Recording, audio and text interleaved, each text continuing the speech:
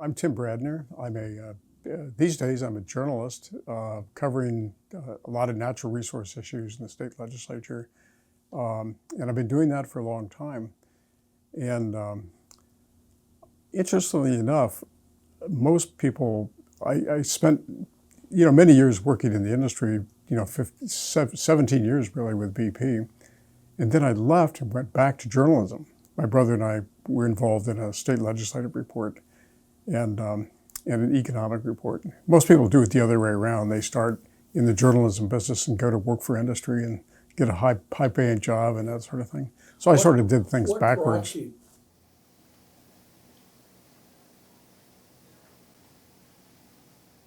I was living in Dallas going to high school when I was 17, just turned 18. And my brother, Mike, my older brother Mike, had gone to Alaska and was living in Fairbanks, working on the Yukon River during the summers and going to college. And I always looked up to Mike and I wanted to sort of do what he did. So I thought, well, I got to go to Alaska too. He left right out of high school, headed west, wound up in Alaska. So I wanted to do the same thing. So I got out literally the day after I got out of high school in Dallas. I was out on the road hitchhiking. I thought I could hitchhike all the way to Alaska, but I sort of reality hit when I got to Seattle and realized I didn't have enough money to get across the border. Anyway, to make a long story short, Mike met me at the airport in Fairbanks, and I'll never forget that. I had just had enough money to buy a one-way ticket to Fairbanks on Alaska Airlines. And he met me there at the terminal, and we were having coffee. And he said, well, Tim, how much money you got left? And I said, well, about 50 cents. What year was that, Tim? 1962. And so I did, I eventually found a job. Interestingly, my first job was at the Clear radar station down south of Fairbanks. And I got a job because I knew how to type. I'd always wanted to be a writer and was writing art stories and things like that. So I did that for a while. Then a few months later, went up to Barrow. I was hired to work on the dew line station at Barrow, and they hired young college-age type guys to work in the warehouse. And that was my first introduction to the Arctic. And I must say, that was the time when I really was intrigued with the North Slope, the Arctic. The place looked like just like a moonscape, and you really had the feeling that you were really at the edge of the earth. But I spent several summers when I was going to college working on the dew line, interspersed with, at times in college you went out of money and you needed to go do something to make some money. And I worked on seismic crews on the North Slope, and that was my first introduction to the industry. I worked on a crew that was working for Richfield, which was a few months predecessor. A few months later, it became Atlantic Richfield. But we were in the we were in the White Hills south of Prudhoe, and we were doing work for ARCO. And of course, I didn't know it at the time, but that led up to the ARCO's early wells that were drilled down in that area unsuccessfully.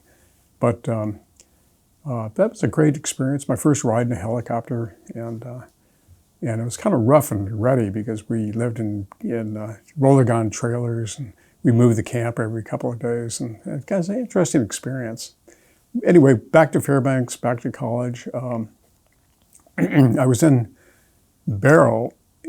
I worked a winter in Barrow on the dew line, and I had met the editor of the Fairbanks News Miner who knew I was interested in writing. And so out of the blue, he called in November. He called me up and offered me a job to come down and be a cub reporter. So I said, yeah, I jumped at the opportunity. But also, while I was in Barrow at the time, working on the dew line, I had opportunities to go into the village, Barrow community, and I met people. And I became very interested in what was then the very beginnings of the Native Land Claims Act. People, young guys there, people, men and women, were talking about their interest in asserting an Aboriginal land claim. And I'll never forget my first meeting with a lot of people. Not many people may remember Charlie Edwardson. Etuk was the name that he was known by, but he was one of the founders of what became the Arctic Slope Native Association, and they filed the first big land claim on the North Slope, which he and a couple of other, Joe Yupikson and Arthur Ockberg, filed the first big land claim, which in my view triggered a lot of the different large land claims. It was soon followed by Nana's land claim and Doyon and Celesta, and pretty soon the whole state was covered by these Aboriginal land claims. But I was very interested in that, and when I got to Fairbanks working for the Newsminer, Judy Brady was working there as a reporter, and a lot of people may remember Judy. She eventually became a commissioner of natural resources. She was my mentor there, and she, took me around and introduced me to the Sergeant Calhoun at the state troopers, and said, "Well, Tim, this is your beat." And he was, a lot of interesting people. But Judy and I started writing together on land claims, and we were the first reporters that were in a mainstream media that covered the emerging Alaska Native land claims issue. And we even had a big picture of Charlie Edwardson that we put on the front page of the Newsminer. And then I was with the Newsminer for a while, then I left and went to work for the Tundra Times for a while until they ran out of money. And I worked with Howard Rock, who was well known as an Alaska Native publisher at the time. Again, the Tundra Times played an interesting role in becoming the voice of Alaska Native people during the land claims movement, because there was no other media really at the time, and it was important way for information to gotten around. So in any sense, the Tundra Times ran out of money. I was looking for a job again. I wound up going to Anchorage to work in Mike Gravel's campaign. When Mike was running I'd met Mike in 1966, when he was running for Congress. 1968, he was running for the U.S. Senate. So he asked me to come down to Anchorage to help in the campaign, which I did. And I did a lot of it, some media things, and very interesting. But that was about the time that BP was opening an office in Alaska in 1969 and 1970. And so I got a chance to go to work for BP in their public relations office. And I was working for a gentleman named Charles Towle, which some people may remember. He was BP's first public relations director for Alaska.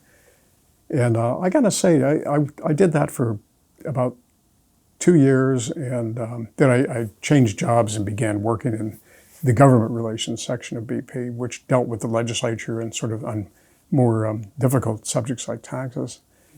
And I got to say, of all the years I was with BP, the time I enjoyed most was working with in public relations for Charles Towle, because you did fun stuff. You did community events, and you got to meet journalists who would come to Alaska, but when I had to go to Juneau and started working in government relations, in those days, a lot of the companies, they still do, they segment the people who deal with the government separately from the people who deal with the media and the public. And that was, in some cases, that wasn't as much fun. And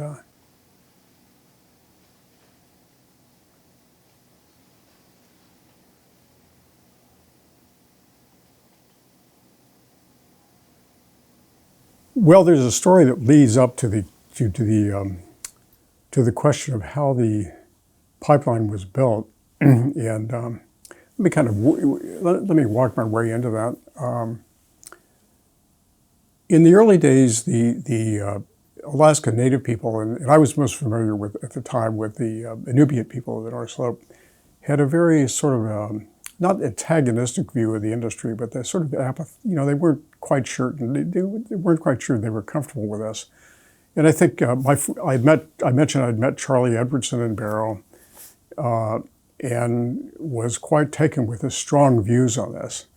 And Charlie's views, which were shared by a lot of the younger, more activist Inupiats, was that was their land, that their land claim was covered the lands that the state had taken away from them, which were the Prudhoe Bay lands. Of course, in those days, nobody knew there was that much oil there, but they suspected it.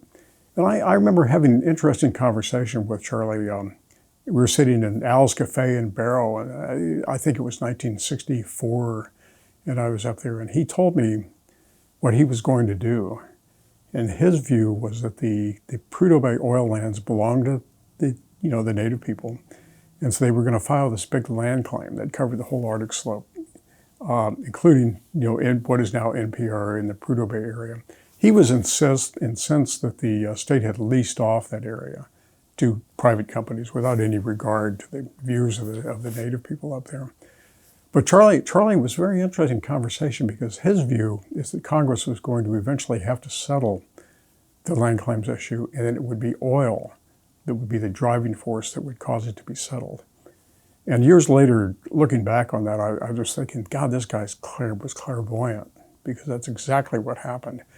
Of course, in Charlie's day, the oil, what he was thinking of was oil and NPRA. There'd been some small discoveries.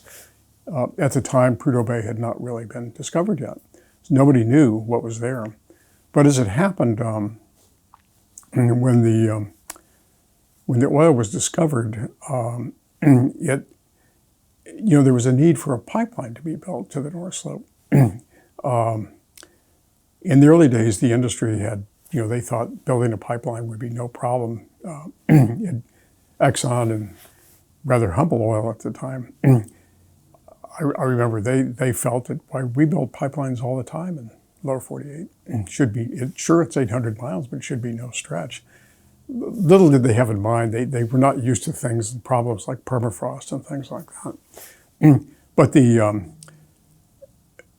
what they didn't expect, and the state didn't expect, was that the Aboriginal claims would become such a issue in terms of locking up the lands and the right-of-way for the corridor that was needed to build the pipeline.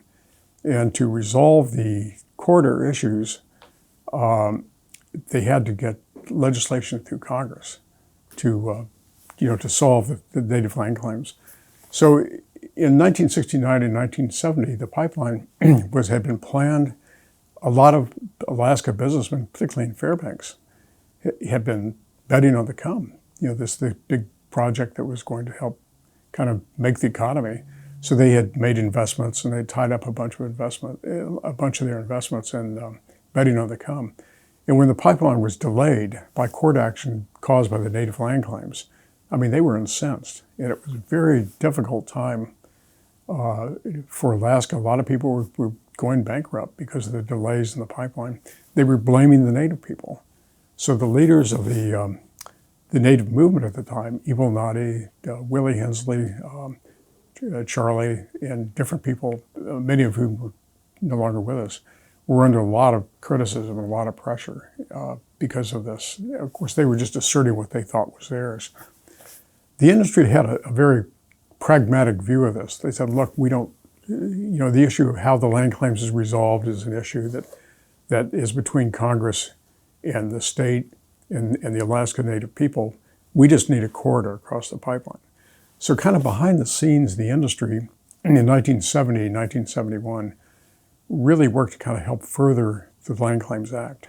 I happened to spend a summer in BP's office in Washington and working with Hugh Gallagher, who ran the office. And I remember meetings of all of the companies in BP's office in Washington, right in the very difficult times of the pipeline legislation. Charlie Edwardson was there. He'd walk around, walk through the office, because he and Hugh were kind of friends. And it was sort of an interesting experience.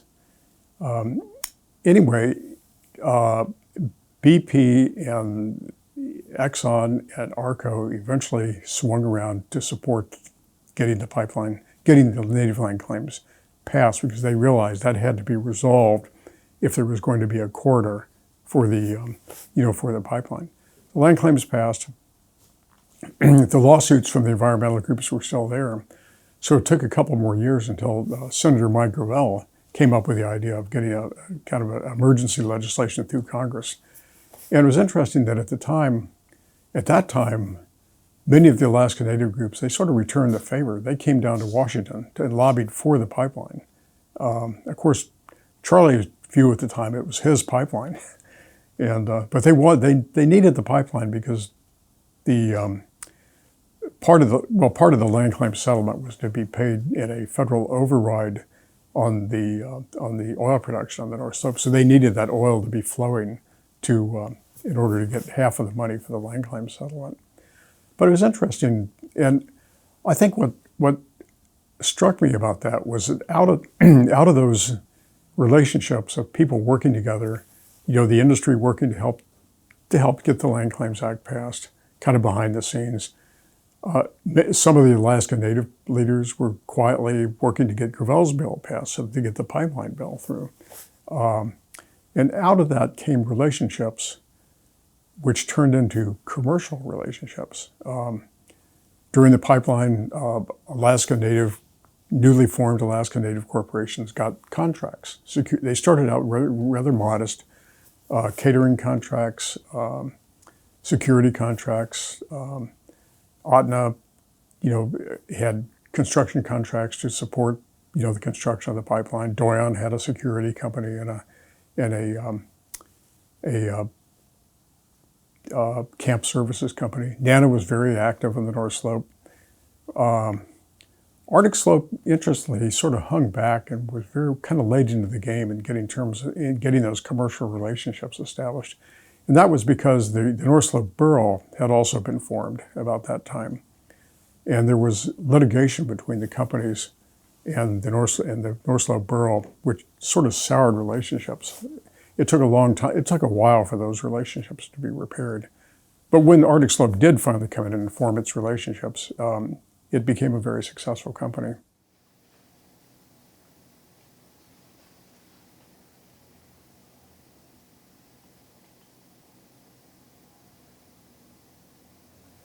It was when the announcement was made in 1968. It was before I was working for BP, but the economy was very thin. There wasn't really a lot going on here. There had been after the years of statehood, there had been military construction sort of kept the economy going for a while after statehood. The federal government had a series of payments that it made to help the young state government form itself and get off. But really what kind of carried the day for the state of Alaska was the early royalty sales of leases in Cook Inlet, and then the sales of leases of the North Slope, and that's kind of what the state lived on for a while. After the discovery was made, people became very excited, and they knew that there would be an economy.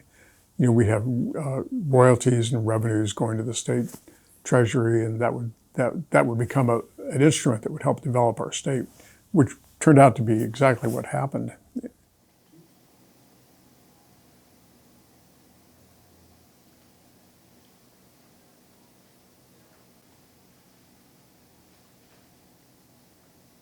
Well, the relationship with Ohio started really back in the early days prior almost to the discovery of oil.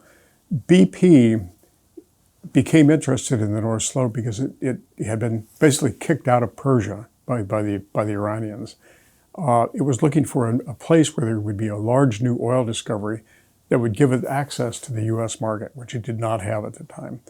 So BP needed and at the time there was there were limits on the ability to import crude oil.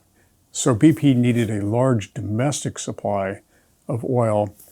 And of course, most of the places where domestic oil was produced in California, Texas, Oklahoma, places like that were sort of wrapped up by the American oil companies. So BP was looking for a new place, and it chose Alaska in the North Slope as a place where nobody else was exploring. And sure enough, BP was one of the early explorers, and a lot of oil was discovered. But it had no way to market the oil, so it wanted to team up with an experienced, marketing company which did not have its own supply of crude oil, or very little, and that was Ohio. It seemed like a very good match. So Ohio wanted to grow to become a large integrated company with its own oil supply. But under the terms of the merger deal, and by that time when I transferred BP, Ohio had taken over the operations of Alaska, and I had been a BP employee, and I became a Ohio employee. Really, I didn't really notice much difference. The name of the paycheck changed. But Ohio came to Alaska, but it also had to finance its share of the pipeline and its share of the Prudhoe Bay operations, which for a small company was difficult. But they were working and putting it together and doing the best they could. But but hiccups developed. The pipeline was delayed. Sahio, because Sahio had put so much money into its share of the pipeline, it put it under some financial stress. And so at the time, Sahio became stressed to the point where it could not really afford to really fulfill all its obligations. And right about that time, the state of Alaska was running out of cash because the state had gotten some money through a large bonus bid lease sale in 1969, but it had been spending itself in anticipation of the pipeline being completed and the flow started, that it was running out of cash, and it needed to apply some taxes. So Sahio was in a very difficult position. And right about that time, these sea lifts were there was a very active and large construction program on the North Slope. Large modules were being brought north on sea lifts. And in 1975, at a critical time, the most important modules were being on barges were headed to the slope and were going to be offloaded. And it was important that happened that year, and everything had to take place on time, or else the pipeline would be delayed a year. And luck would have it, it was a bad ice year, and the whole sea lift got iced in at Barrow. The way the geography works in Barrow, the land, there's a hook of land that sort of goes out north of Barrow, and it's actually Point Barrow itself. But the way the ice comes out of the Beaufort Sea, it kind of hangs up on that. So you had a situation where there's open water in the Chukchi Sea and open water on the other side in the Beaufort Sea, but right there was a big glob of ice hanging up, and that's where the sea lift got stuck. And all these modules were iced in, the tugboats were iced in, and very difficult time, for all the companies, because if they couldn't get the modules to Prudhoe Bay, the whole thing would be delayed. So a decision was made to leave the barges there and to try to get them out and try to get them to Prudhoe Bay, which would happen, but it was too late for the barges to turn around and be taken back outside. So the barges were eventually brought to Prudhoe, and they were allowed to ice in. They were going to stay the winter. The tugs left and were able to get back, but the barges with the modules were not. They were offshore Prudhoe Bay, iced in because they could only get so close to the shore. The question then was, how do you get with the barges iced in, how do you get them to shore? So what the companies did is they built a road in a berm out to the barges. And it was a very interesting operation. It was in the midst of winter. They were out there laying gravel in the ice, making this structure, which became the West Dock, as we know. It still exists at Prudhoe Bay, and that was used to offload the barges and bring them in, offload the modules and bring them in.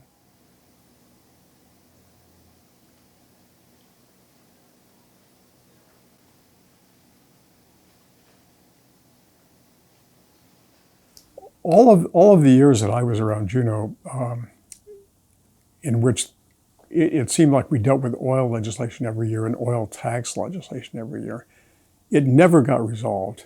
To this day, it's not resolved. It started it started before the discovery of Prudhoe Bay, because there were tax fights that started in 1965 and 1966 when my brother first went to the legislature. And the issue then was Alaska at the time had a 1% severance tax. We had only Cook Inlet production. So there was a big fight. There was a proposal to increase the 1% tax to 3%. There was a big fight over that. And it was the Cook Inlet companies that were opposed to it.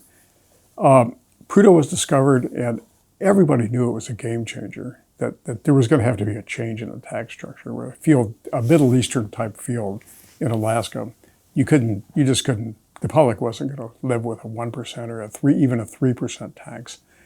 And so the question, soon after the discovery, the legislature started dealing with how are we going to deal with this? obviously we're going to have to change the tax structure. What do we do? And the ideas were all over the place, but they brought, in their wisdom, the legislature hired some good consultants. They hired Walter Levy, who was a well-known international oil and gas consultant, came to Alaska to advise them on how they should modify their tax structure. And he brought along his number two person, a person I became to know very well, Milton Lipton. And they worked on it. They made proposals to the legislature, which were quite modest at the time. There was a stair-step royalty, a stair-step tax structure. As production went up, the tax would go up. But at the time also, there were legislators who felt that we should have more aggressive forms of taxation, and we should have more aggressive forms of provisions that we get benefits through the leasing of the corridor. A bill was passed called the Right-of-Way Leasing Act. There was several different types of tax proposals in addition to what Milton Lipton had brought up, and it got to the point. It got to the point where it became very difficult for the state administration to deal with it. So there were lawsuits filed by the industry. It looked like that was going to really tank the relations between the industry and the state for some time. So there was a out-of-court settlement that was arrived at negotiated by Governor Egan and his people, and the legislature had to ratify it, and that turned into a 30-day legislative session in 1973 that I was involved in. I was down there working for BP, and it was the worst 30 days of my life.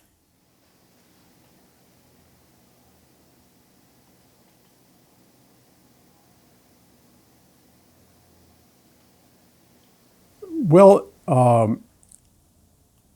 the American companies, Exxon and Chevron at the time, who else was around? Marathon Oil was very active, the Cook Inlet companies.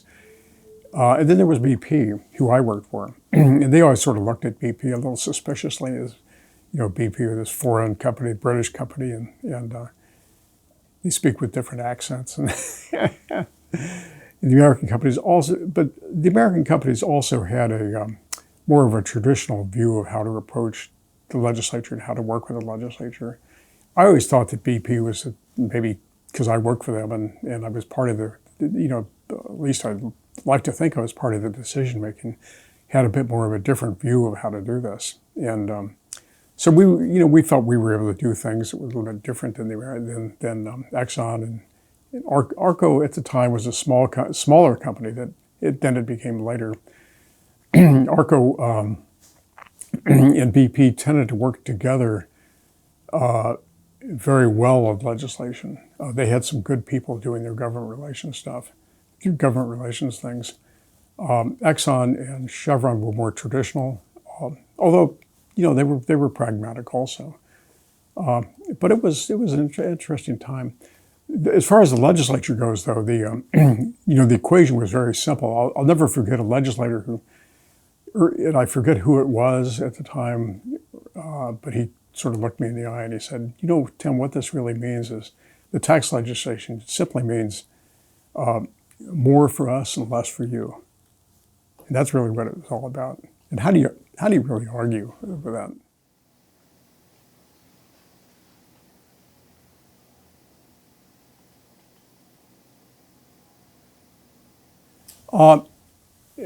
It really started with those early contracts with the companies that started during the pipeline construction. I mentioned early catering contracts and security contracts and things like that. But NANA was very aggressive, and Willie Hensley was heading NANA at the time, and it really had made good contacts in the industry, particularly with BP. He Willie got on very well with Mike Savage, who was the president of BP at the time, US BP. So Willie was interested in positioning NANA to become a major player in oil service contracting in the North Slope. And the first, and I was sort of on the edges of that because I just helped sort of carry the paperwork on some of those early contracts.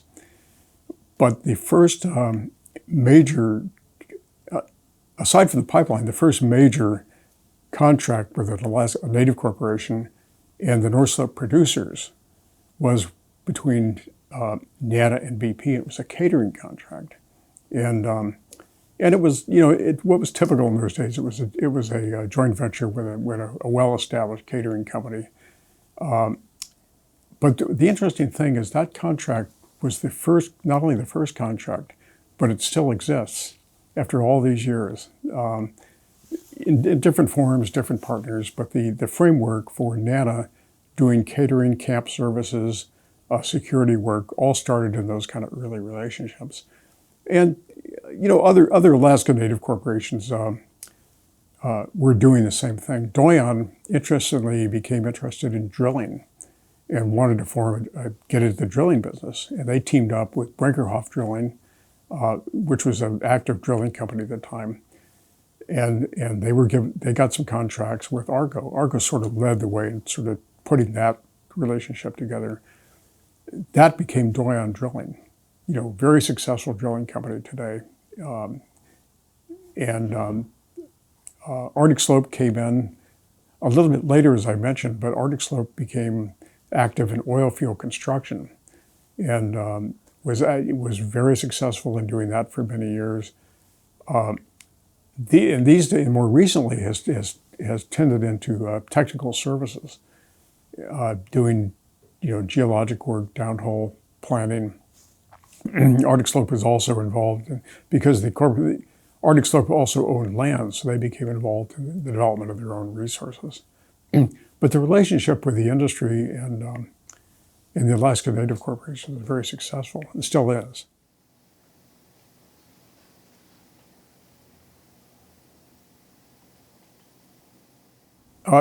Jim, all the years I was in Juneau, it was really taxes every year.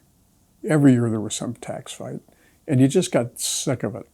That's why eventually by 1984, I'd had it up. I'd had it with the legislature. I was just tired of going down there, sort of, being the bad guy. You're tied up with the industry. Every year they were beating you over the head with some tax issue, and there were other issues you dealt with too. There were interesting. A bill I was very involved in, which is interesting, was leasing. Or it was the other side of the tax issue. How do you reform leasing legislation to create incentives for companies to come in and bid in different ways? And we worked a lot on that, and I enjoyed that. That was a different kind of issue than taxes. And also, you could, in doing that, you kind of it was a different kind of an issue, and you had a different relationship with legislators. Some were interested in helping you. You fought with them on taxes, but they were interested in helping you with leases. But like any large industrial operation, there's all kinds of issues and technical issues and things like that you dealt with down there. Like any complicated industrial operation, it's just not taxes every year. But I worked at the time. By that time, I was working with really my boss, a Sahio executive that came with that merger by the name of Ken Showalter. And Ken was a real gentleman. He was an older, very experienced Sahio executive, and really had a very good manner in dealing with legislators. Taught me a lot, in fact. And I appreciated Ken's passed away now, but I appreciated all the time that I spent in Juneau with Ken.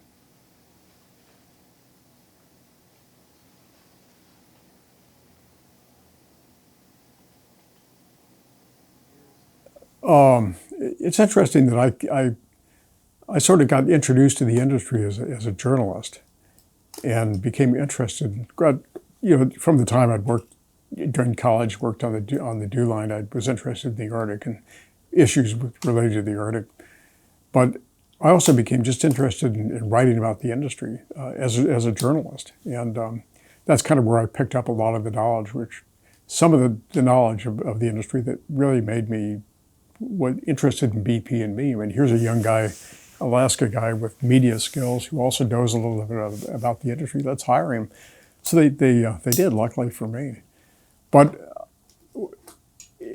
by the time I was, after 15 or 16 years of dealing with Juneau and the tax issues every year, I was just worn out from that. So I wanted a break, and a year in graduate school did that. But when I came back, I decided rather than go back to work in the industry or some related field, I was going to work with my brother in our family publications, which at the time it included a legislative report and an economic report. And we still do those. Mike has unfortunately passed away, but he's left me running the business. And I'm still doing it.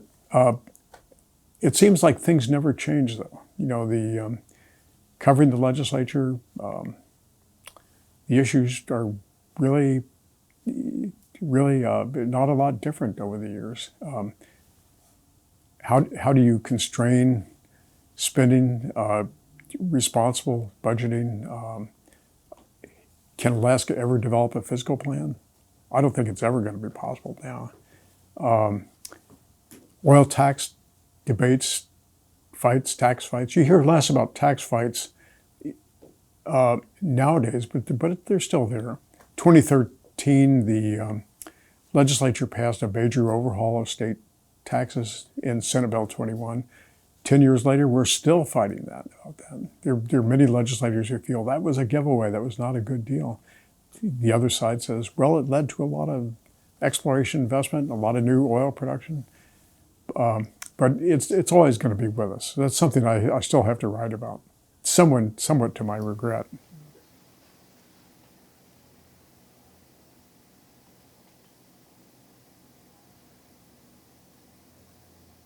There were some changes in corporate structure, but I think in terms of the operational aspects of it, I don't think a lot changed. As Jim mentioned, the BP acquired ARCO as a condition of that acquisition on the state level, not the national level, but the state level. BP was required to spin off what was the ARCO Alaska operation, and that was purchased by Conoco, which was then merged with Phillips. So that is ConocoPhillips as we know it today. And but operationally, not really. I don't think there's really been a lot of change. The ARCO organization that existed prior to all these mergers became essentially a lot of the ConocoPhillips that we know today. The one interesting part of that, though, was that for many years, Prudhoe Bay, the largest field of the North Slope, was operated separately by ARCO and BP, with ARCO operating on the east side, BP on the west. Sort of as a fallout of that, there was a combination of the two sides merging, which became a more efficient operation. BP essentially sold to Hilcorp, very good operator, running the whole field. Exxon is still with us as a sort of a passive investor, owner of the Point Thompson field with BP. So in a sense, I think the industry has evolved and changed and matured over the years. But in terms of the basic structure of it, I don't think. I think a lot of the things that were happening in the early days are somewhat structurally still with us.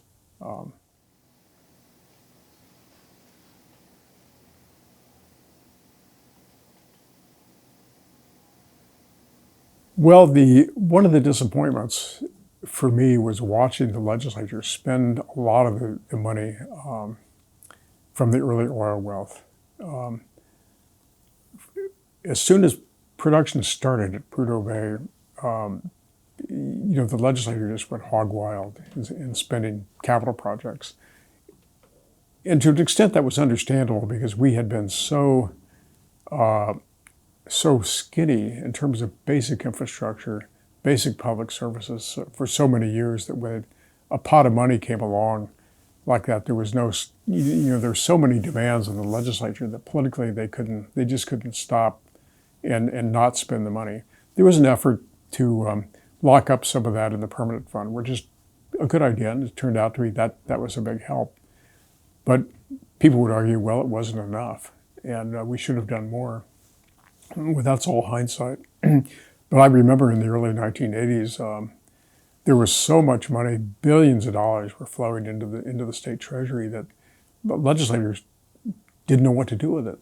And Governor Hammond was governor for the early part of that. And Hammond tried to figure out a way to cool things down, and so did a lot of legislators. But there was so much public pressure to get the money out the door, and a lot of it was spent irresponsibly. A lot of projects were built which never should have been built and were very poorly built, and had to be rebuilt now years later. A lot of the maintenance issues that we hear about these days in rural schools, for example, all are somewhat of a legacy of those early days of hurried up school building, poorly built structures that now have to be rebuilt, essentially be remaintained.